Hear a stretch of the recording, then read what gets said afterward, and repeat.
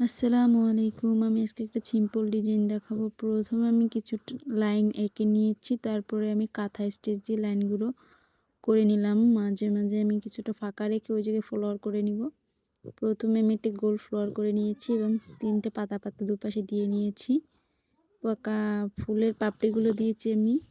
দেখেন satin stitch দিয়ে। খুব তাড়াতাড়ি করে সাটিন স্টিচ দিয়ে সেলাই করা যায়। সাটিন স্টিচ দিলে এটা ফুলটা ফুলে ফুলে থাকে, পাপড়িগুলো খুব ভালোই দেখা যায়। এরপরে আমি দিয়ে নিব পাতাগুলো করব আমি।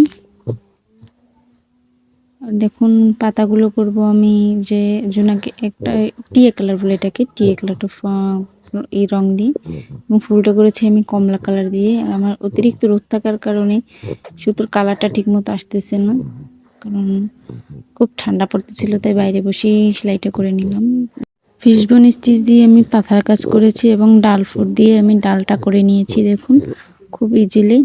এই পর্যায়ে আমি মাঝখানে দিয়ে নিব ফ্রেঞ্চ নট। খুব সহজেই ফ্রেঞ্চ নট দিয়ে প্রোডাক্টগুলো দেওয়া যায় বৃত্তাকার। দেখুন কেমন হয়েছে।